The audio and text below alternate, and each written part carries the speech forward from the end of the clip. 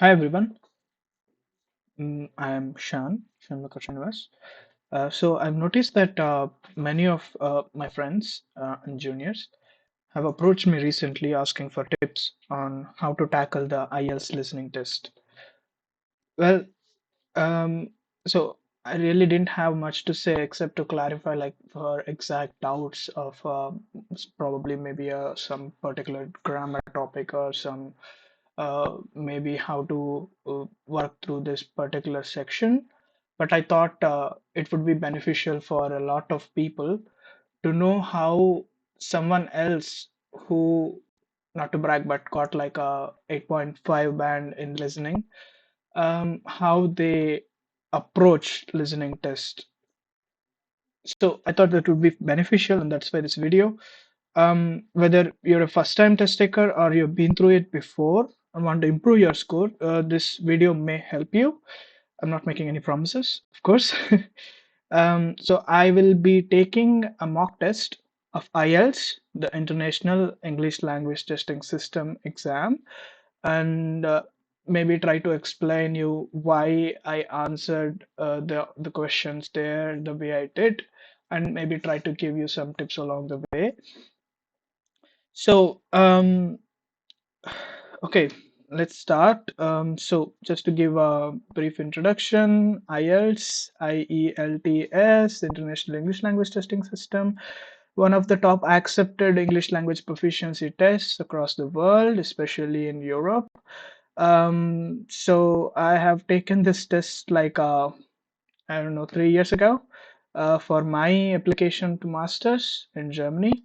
Um, I believe not much has changed in the perspective that the testing pattern remains the same.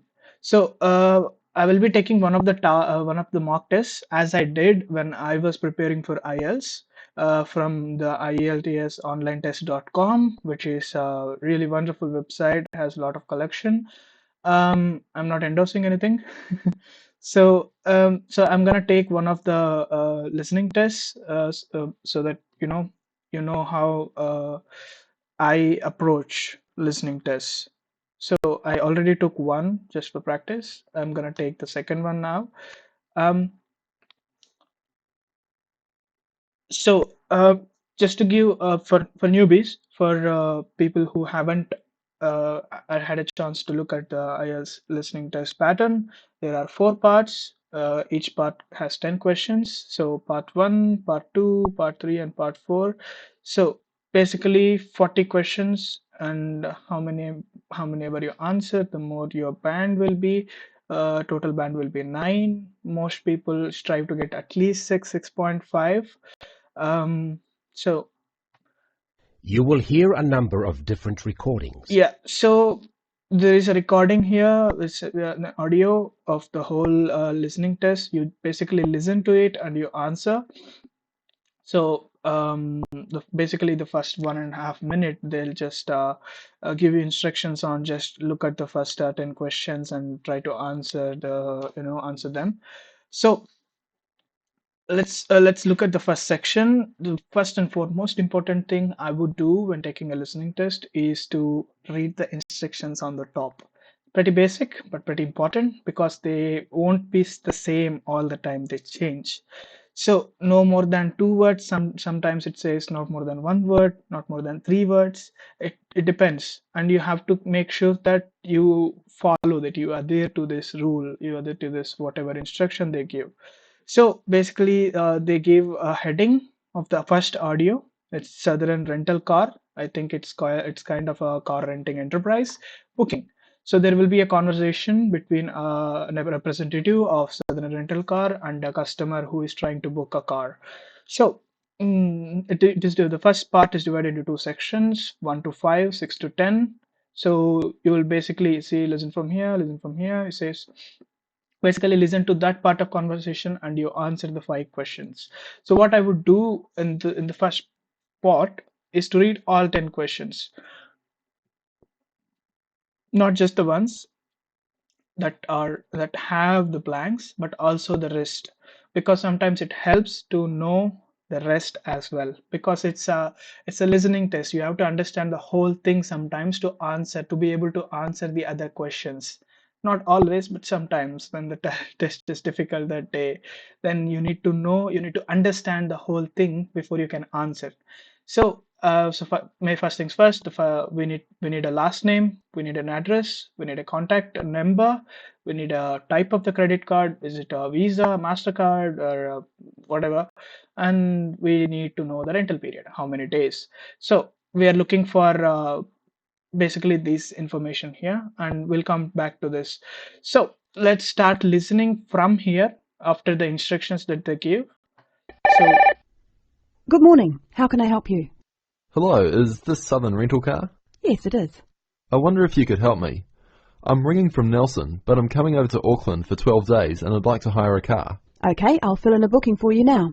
First, can I take your name? Yes, it's William Waddell. Sorry, could you spell your surname?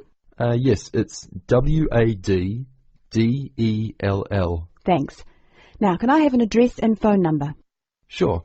I live at 10 Robin Place. That's Robyn Place. And that's Nelson, isn't it? That's right. Do you want my home number or my mobile? Home number will be fine. Okay, it's 07263 8666. Great. Now, can I also have a credit card number? Do I have to pay by credit card? Well, we need a credit card number as a guarantee. It's a standard policy for car rentals. Okay, well, I'll pay by Visa then. The card number is 4550-1392-8309-3221. And the expiry date? Sorry? Your card, when does it expire? Oh, next July. Right. Now, how long did you want the car for? 12 days, did you say? No, I only need a car for 10 days, from the 2nd to the 11th of next month. So it's pretty basic at this point. There are no quick trick questions. There is nothing you have to basically understand and write. It's basically you're taking down the information. And I don't think the accent is not is also really hard. It's very basic. So you so some things that needs to keep in mind are the first letter of your last name. It should be capitalized. Everyone knows. And the address. So for Indians, the address is a little different. We have a different format for writing address. You should learn the British way, because IELTS is primarily British Council. So try to understand how the British name their addresses. And the contact number is pretty basic. No, I mean, this is all pretty basic information. It's general knowledge. So you basically write. And here 10, it doesn't matter you write it in numbers or in days, both are right. But generally, I myself prefer to write them in numbers, because that's one less thing to check spellings for. When you're typing, when you're writing, it's a different issue, but when you're typing, you can make mistakes when you're speed typing and stuff. So I basically prefer numbers. So it's just me. So let's go to the second section. Again, read the instruction, answer the following question, use no more than 2 words or a number. So you're basically stuck with 2 words now. I think it's just like the last one. So Now listen and answer questions 6 to 10. Now, what type of car are you looking to hire? Well, I'm not too worried about the model of the car, but I understand that you have rental cars from just $25 a day. Is that correct? We do sometimes have the $25 deals, but only in the low season. For the period you are looking at, the cheapest we have is $35. However, that price includes unlimited kilometres. Sorry, did you say unlimited kilometres? What does that mean exactly? That means that no matter how far you go, the cost is the same. Some companies charge for rental and then charge again for every kilometre you actually drive. Well, I am going to be travelling quite long distances. I'm visiting relatives and they live quite far apart from each other. So unlimited kilometres are probably a good idea. If you're travelling long distances, you would be better off with an automatic. Changing gears in a manual can make it more expensive on petrol. Okay, I'll take the automatic then. Right. So that's an automatic car for 10 days from the 2nd to the 11th. That's all booked. Is there anything else I can help you with? No, that's fine. Oh, sorry, what do I need to bring with me when I pick up the car? All you need is your driving licence. Right, well, thanks very much. Bye. That is the end of section 1. So basically, you know, it's not that difficult again. I'm sorry. So okay, so let's cover here. So the dollar sign, sometimes it's in pounds, and I don't even know how to type pounds in my keyboard. You basically write pounds, I guess. It doesn't matter. Even now, I can write $35 instead of a dollar sign. It's like this. It's both are right. And unlimited kilometers. Sometimes the spelling of the kilometers differs. Yeah, I think both of them are fine. Relatives, automatic, and the first letter. If you really, if you observe, all the first letters are capitalized because it's a question and you're answering it. So it's basically start of the sentence. Even it's a phrase, it's a word. So the first letter would be capitalized. Keeping it small letter would be a mistake, I think, at least in my opinion. So that's it. And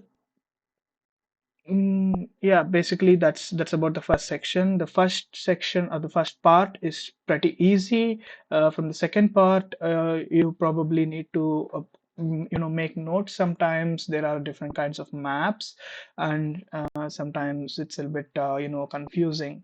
But it's not that difficult when you properly listen to it. It's basically easy. So I'm gonna start listening from here again. Read the the headings, the instructions. So if there is no information given, write X. So that's something you should read, because sometimes there is no information. Maybe there is no information about the distance or time, something like that, and then you have to put X in there. So if you don't read that instruction, you could have easily lost that point. So reading instructions is pretty important. And again, no more than 2 words or a number. So let's listen to, I think, part two. It's a different conversation. It's not about the car rentals anymore. So it's a new conversation now. Now listen and answer questions 11 to 15. When thinking about beautiful countryside or stunning views, it has long been accepted that Australia and New Zealand have few equals. What is perhaps slightly less well known is what these countries can offer to the avid train enthusiast. Both countries have railways which pass through breathtaking scenery in the utmost of comfort. In New Zealand, you can travel from the country's biggest city, Auckland, to where a third of the population lives, its capital, Wellington, on the longest passenger rail service in the country, the Overlander. Crossing 681 kilometres, the train winds through the lush farmland of the Waikato and up the Raurumu spiral onto an amazing volcanic plateau surrounded by native bush. On a clear day, you will be able to see 3 of New Zealand's most famous volcanoes, Mount Ruapehu, Mount Ngauruhoe and Mount Tongariro. The whole journey can be completed in 11 hours, but for those keen to see a little more of the country, the trip can be extended over 3 or 4 days. This gives travellers the opportunity of seeing the famous Waitomo caves, relaxing in the mud pools of Rotorua, or skydiving over Lake Taupo. Moving on to the South Island, you can take the Transalpine through the Southern Alps, travelling from the South Pacific Ocean to the Tasman Sea. Climbing from Christchurch right into the Alps, this 223-kilometre trip is particularly impressive as the train passes through 16 tunnels before descending to Greymouth at the end of the line. Taking only 5 hours, this is a relatively short trip, but it is worth noting that this journey has been listed as the 6th most scenic rail route in the world. For those that are not so keen on mountains, the South Island has a second option, the Transcoastal. With the sea on one side and the mountains on the other, it again shows some of the best scenery New Zealand has to offer. Also taking 5 hours, one of the highlights of this journey is the opportunities for whale watching. The fortunate few that see whales are well rewarded, but there are more common sights which are just as enjoyable, such as penguins and seals. Okay, so I am sure that they haven't given any information here, so I'm gonna put X for the distance. But I guess I missed it, so I'm gonna put X. Sometimes you can just guess and write your answers. Sometimes they click, sometimes they don't. Um, but don't leave them empty because you might have like a chance, why give it up? So anyway, so the next instruction here goes time 11. So sometimes you follow the format. So you can sometimes you are tempted to write 11 hours instead of 11. For example, here 5 hours instead of 5. So I just followed the format. So it has 11 here, so I'm gonna write 5. Again, it's easy. And then 16 tunnels. T can be capital, can be small. It doesn't matter in this case. Whale watching, W can be capital, can be small. It doesn't matter in this case. It's a list, so it's fine. Um, so I guess that's it, right? It's pretty easy. You just overlander. It's easy to miss the headings here because it's in the list. You think that it's a list, but sometimes it's highlighted, sometimes it's not. So I'm gonna listen to 16 to 20 again, read the instructions, try to read the paragraph before listening to the conversation. Before every 5 questions, you were given like 30 seconds to 1.5 minutes to read the questions. Utilize that time. I'm gonna read it once more.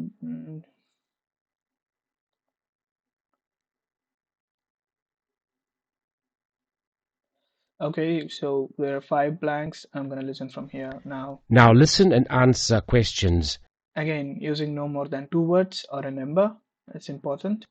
16 to 20. Although these 3 train journeys are undeniably breathtaking, some travellers prefer the longer journeys on offer in Australia.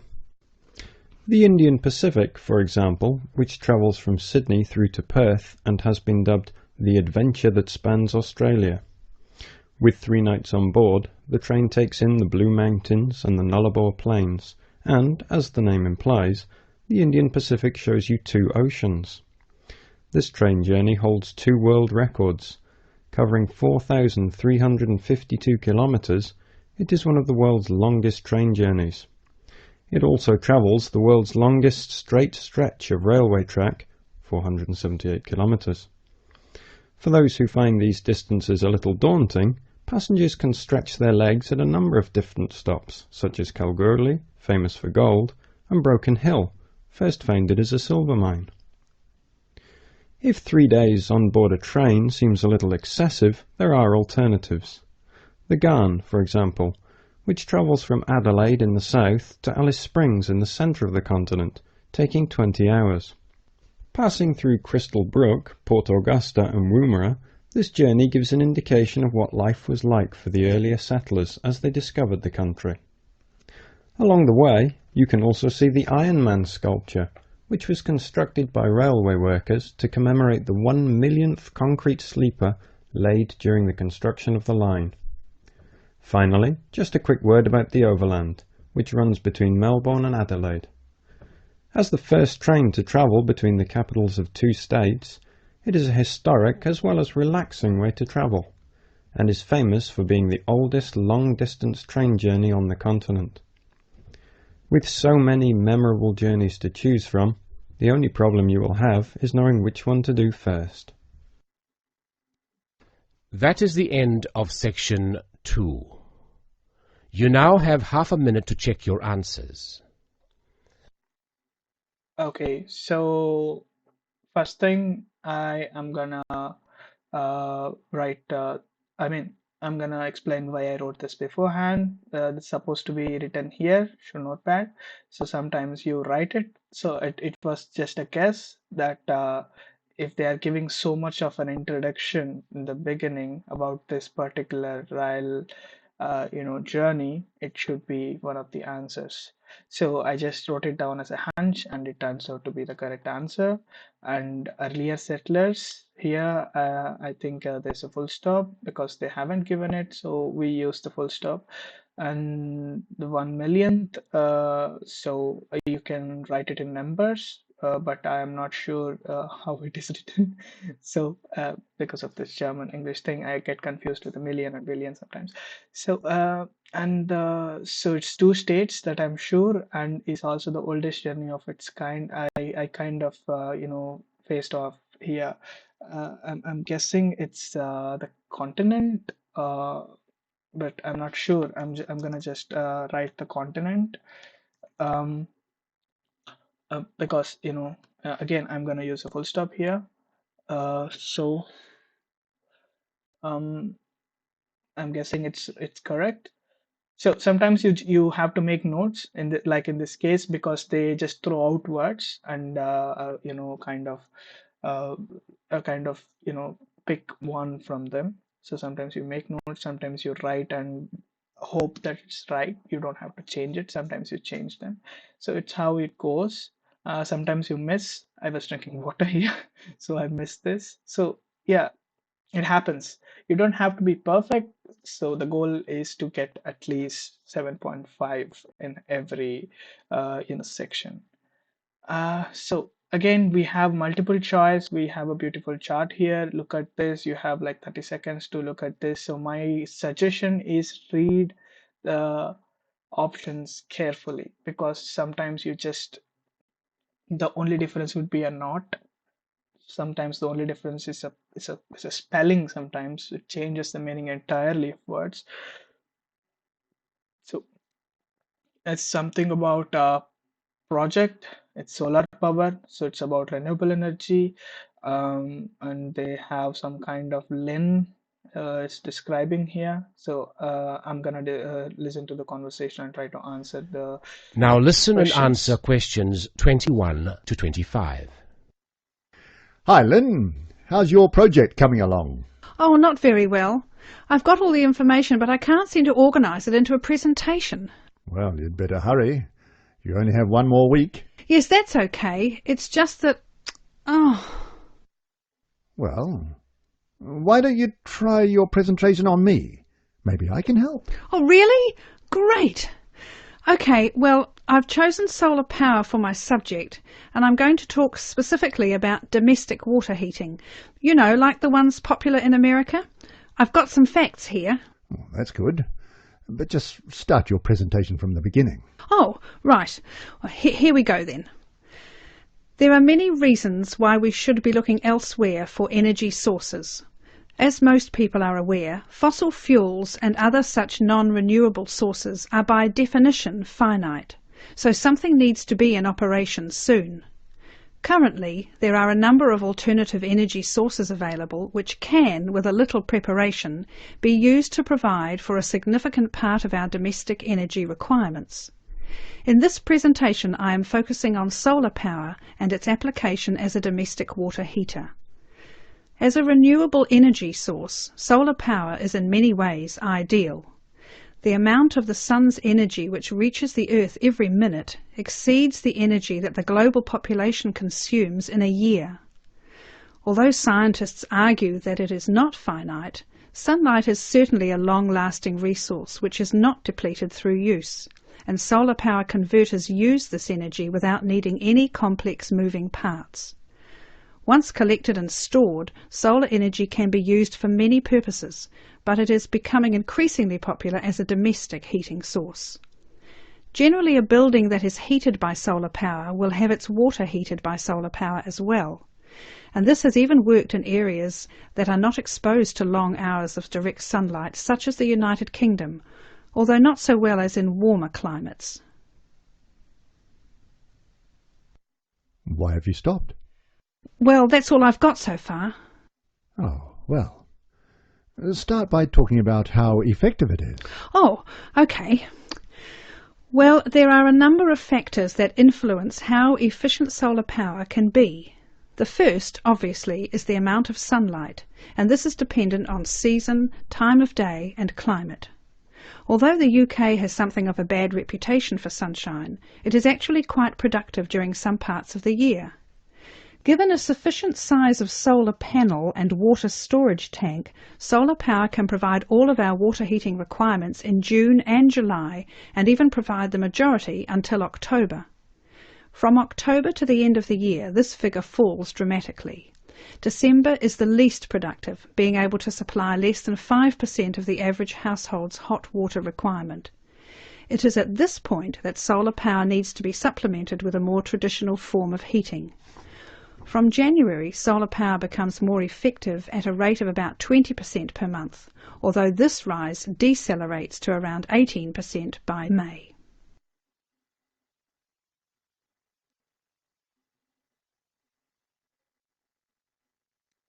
Before you hear the rest of the recording, you have some time to look at questions 26 to 30. Okay, so it's a little bit confusing for me. I don't know, somehow. So Lynn is giving a presentation about solar power. I am between these two answers, solar power in America, solar powered water heaters, but I'm gonna go with water heaters because she talks a lot about water heaters later on her presentation. And this is pretty straightforward, and this there was a different word used here, finite instead of limited, so you have to convert the synonym and choose this answer. And here it was also discussed in different words. It's not directly discussed, but it's simply discussed like this. And here I'm kind of confused between these two graphs here because they're pretty similar. But I mean, coming from India, I'm gonna go with A. So May has a lot of sunlight, I don't know. Sometimes you just guess, you know. So that is third question, I'm guessing. So basically, it's not all exact answers. Sometimes you get only 85% of the conversation, and it's not wrong. It's not a mistake. Sometimes it's just the way it is. When you're in a class, you don't understand everything. You don't have to. You are supposed to understand the most part of it to keep the conversation going. That's the whole point anyway. So we have 26 to 30.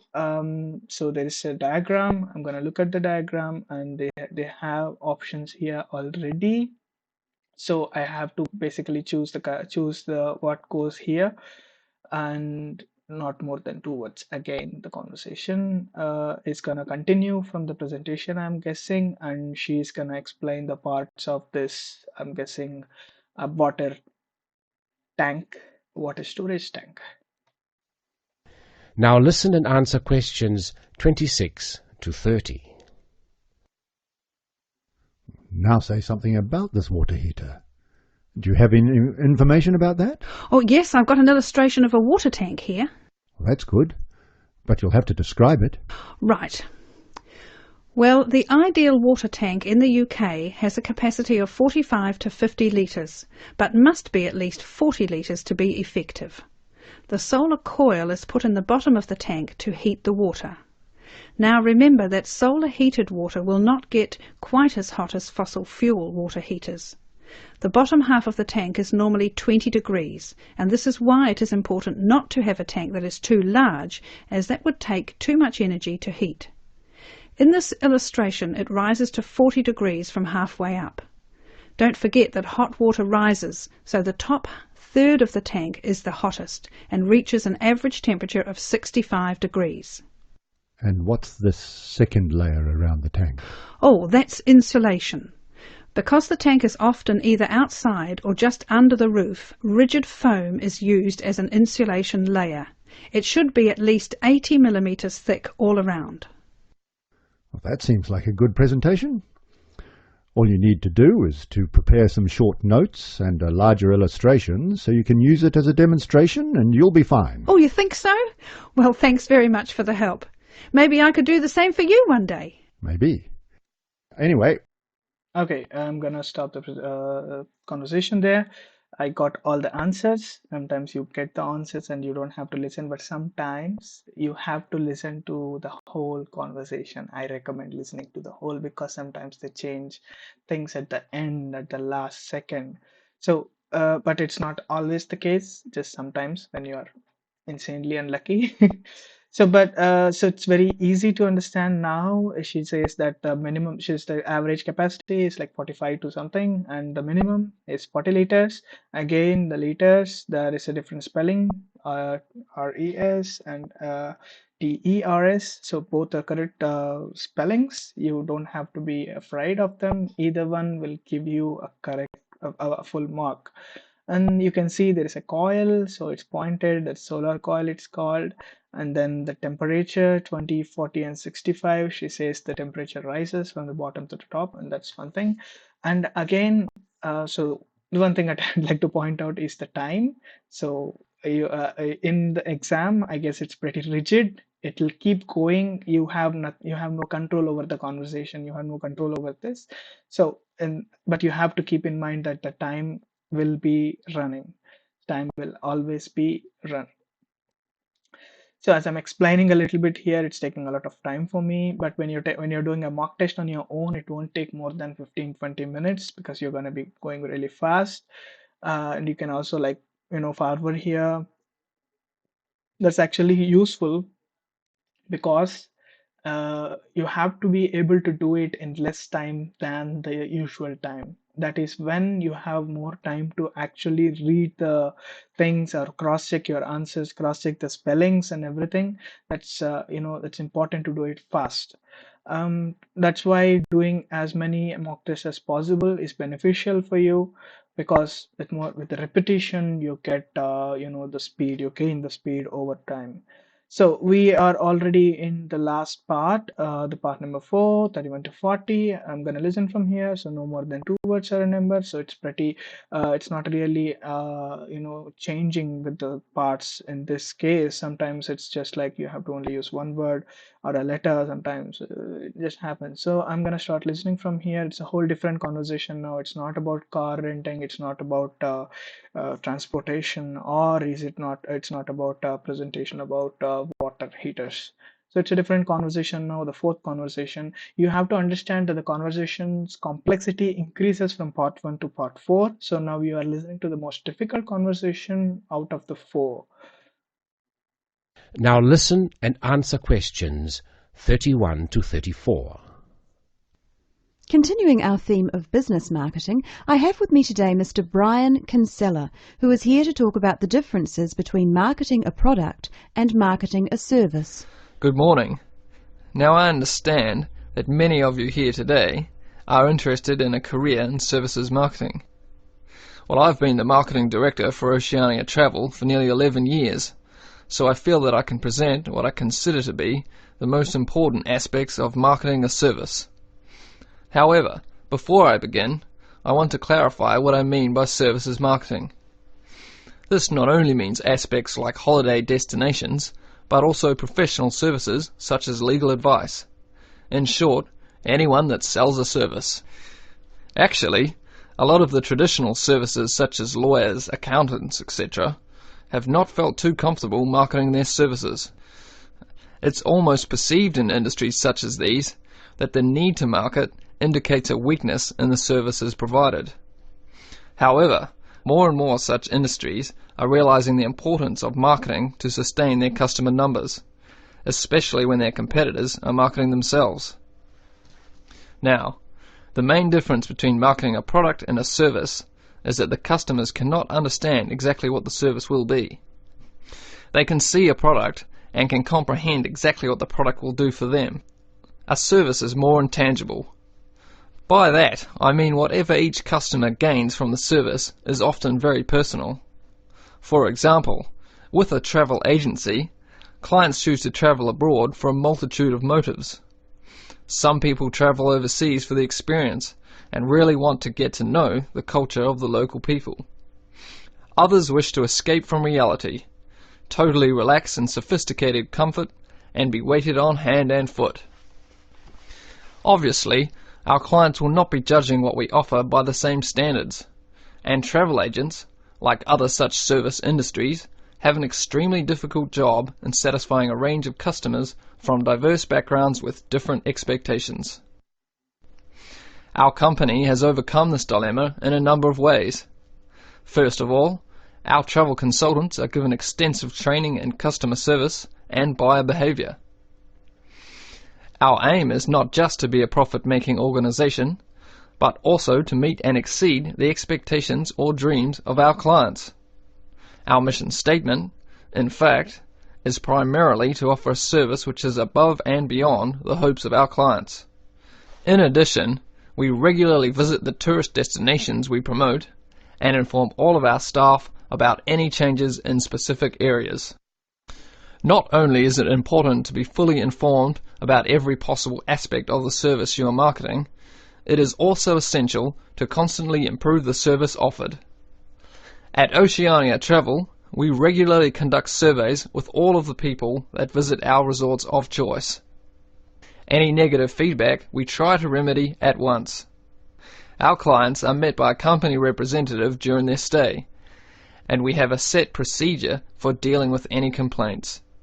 Our clients are not expected to have to approach the hotel reception, as we have a 24-hour contact service direct to our representatives, and this representative should always welcome any customer problems or questions. In the event of a complaint, the representative will then try to remedy the complaint with the hotel. If the problem cannot be rectified by the hotel manager, our representative is authorized to remedy the situation him or herself. For situations beyond the representative's authority, our complaints department is contacted. The complaints department guarantees a solution within the day. If the customer is still not satisfied, they are welcome to approach our head office on their return. So you see that marketing a service is catering more for the client's expectations than anything else, and it is that which makes services marketing a very intricate business. Now that's the end of my presentation, but if there is anything you want to ask, then please feel free to do so. Thank you. That is the Okay, so now we are already at the end of the listening test. So basically, it was not really in it was not really in the hard hard type. It's not really hard conversation. It's a very moderately easy one to follow. So the lecture was about services marketing. Um, so again, it doesn't have to be capitalized. It small letters because it's a continuous sentence, I guess, somehow. And most of the conversation is indirect because he didn't use like a word misconception. Instead, he kind of mentioned like there is some kind of belief or it just happens or something like that in a more indirect sense. So that is the difference between the section 1 to section 4. It's more indirect, the conversation, indirect to the questions that are being asked here. So some of these can be answered directly just by knowing what the conversation is about. For example, this I've answered beforehand because I know offer services beyond the hopes of clients. Of course, it's the aim of a company. And this one, I guess he directly mentioned constantly improve. And yeah, articles. So articles are really important, and you have to know where to use them and where not to use them, because if you use an article in a not really necessary blank, you're going to lose the point because an article is not expected there. But in this case, it's expected because a representative. So it's basically there's one representative for an inquiry. So it's essential in this case. But for example, I couldn't see, or I couldn't see a space where you can add a kind of, for example, solar coil. You can't add like a solar coil here. So it's because it's a different situation. The articles have to be used, but where and when they are necessary. So it's done. So basically, my takeaway, I mean, everyone should take this from a listening test is read the instructions carefully. Do not overwrite things. Just follow the instructions. And the good thing about the listening test is the answers will be following. It's not like they're going to talk about this question first and then come back to this. It will be in an order. So, but make sure to look at the next question already. That's why you have time before listening to the conversation about what the questions are. So if you don't know what the next question is and you are stuck here, you're gonna miss the answer for this and this and this, and it goes on. So you have to make sure, and a common rule of thumb is to wait only not more than 20 seconds for one answer. Okay, there's not going to be a lot of time for each answer. So if you're waiting more than 20 seconds to listen to this, then you are supposed to move on. You are already in this point. Maybe by after completing the whole conversation you can answer this. You could, sometimes you can't. So it's no shame. It's a conversation. It's a daily conversation. Don't have to understand everything again, but sometimes you can answer some easy things. For example, this clients. If you missed it within the conversation, after completely understanding the conversation, you can basically it's not actually a conversation, I'm sorry, but it's a lecture. So completely understanding the lecture, you can actually answer this even without listening to it. So sometimes you can, sometimes you can't. It depends on the day that you're taking the exam and the mock test it is. So basically, we answered everything, and just note that this pattern that you're looking changes constantly. There are different patterns for different papers and different days. So that's why it's important to write many and many and more mock tests. So I'm gonna submit. Uh,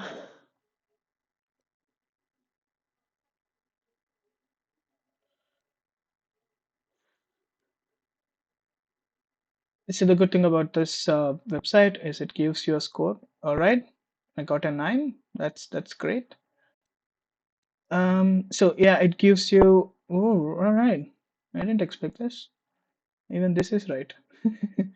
All right. So this is basically, sometimes you're lucky, sometimes you're not, because the last time I wrote the test, the first time I only got like a 7.5 or 7, I guess. So depends on the test, but keep writing, keep improving, and all the best. Just stop this. Yeah.